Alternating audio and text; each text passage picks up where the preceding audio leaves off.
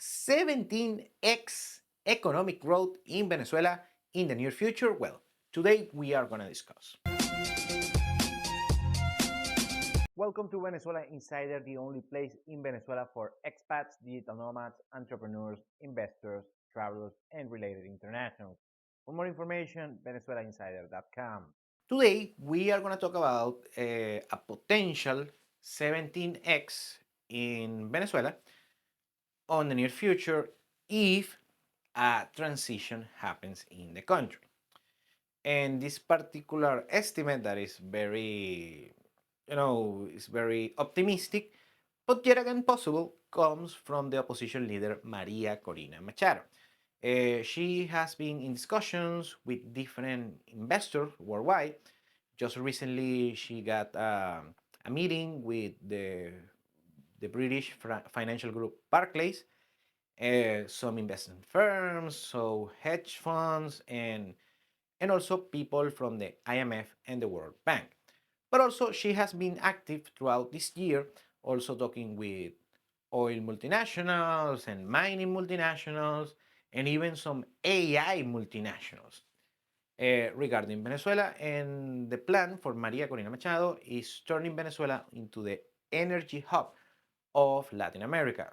And first, I think it's possible, regardless of anyone in charge, if the political will is there. Now, the 70x, because actually she uses the term 1.7 trillion US dollars of GDP in the near future. Right now, the Venezuelan GDP is 100 billion. And if you ask me, I think it's possible. I think it's optimistically, but too much optimistic, but it's possible. Yeah. Now, I've been doing reviews of the Venezuelan GDP on the past few years. That are here on the channel if you want to check it out.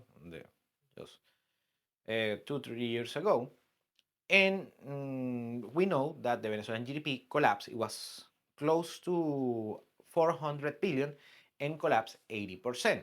Right now it was at some moment it reached 43 billion, and right now it's around 100 billion, a little bit more than that. But I always mention that the Venezuelan economy has been artificially destroyed. So basically, in order to generate further growth, you just need to stop destroying. And that's what actually Maduro did between 2018 and 2023, and the situation got complicated on 2024 due to the election, things like that. But mostly, the main argument and the case that I did is seeing a 5x on GDP growth on the next half a decade or something like that. And for me, this is a very conservative estimate. And the reason is very simple. You don't need to be an expert on Venezuelan economy or anything like that. You just see a 5x, half a trillion GDP situation. You just need a return to the average mean, the mathematical mean of the equation that has been artificially destroyed. Now, and why is the reason? Very simple. Something that we learned during COVID, and we have mentioned here on the platform a lot, is pent up demand. Remember in COVID, when we got the lockdowns, many people couldn't, go to a restaurant or travel or do shopping, things like that. Of course, they did some online shopping on Amazon, but it's not the same. Yeah, still. Well, anyway, after those restrictions were lifted, people start going again, traveling, going to restaurants, going to music festivals, things like that. Well, in Venezuela, we have a lot, but I mean a lot of pent up demand since more than a decade, thanks to currency controls, capital controls, price controls, and also all of the randomness that happens with the Venezuelan economy that is different, that is very difficult to make, long strategic planning for the future, for investments and for business and so on and so on. And that's what has kept, and also I have to mention the sanctions. Yeah, I have to be responsible on that. So that has kept the GDP from right now is in a little bit over 100 billion, and for me, it should be at least on half a trillion. Venezuela has all of the makings for that. Remember, Venezuela is not a poor country; it's an impoverished country.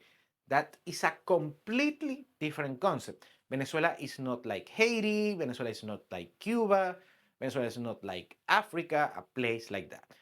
Venezuelans, historically, Venezuelans have been the richest Latinos on GDP per capita terms. And at some moment, Venezuela was the fourth richest country on GDP per capita.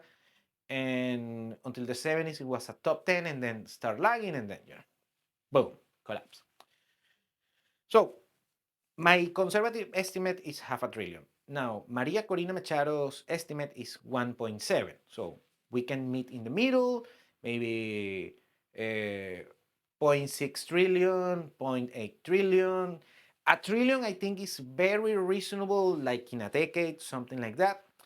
And also, but we need to see things evolving and removing the problems that have been artificially destroying the Venezuelan GDP, like all of the restrictions, all of the bureaucracy, and the sanctions. That's very important. Now, I think if the quote unquote regime change happens, Maria Corina, yeah, the sanctions are going to be removed because they're put by the US. You like it, you love it, you hate it is what it is. So this 1.7 trillion, how it's gonna come? Well, according to Machado, it's gonna come first financing from the World Bank and the IMF, around like 60, yeah, 60 billion of that money compounded, also restructuring the debt. Right now, the Venezuelan debt to GDP ratio is 160, something like that, 160%. So the Venezuelan debt is around 160 billion, but there are a lot of dubious numbers, so we don't know exactly. We're using this number just including both outstanding amounts and interest payments. Now it's going to be some restructures. The people owning debt, they're going to take a haircut, sorry, cents on the dollar, if they bought such debt at face value. And but afterwards, also the Venezuelan debt to GDP ratio is high, not because the debt is high, that of course is no is not unimportant the number, 160 billion, but it's because the GDP, like I said, artificially has been halted to that particular, to the mere 100 billion.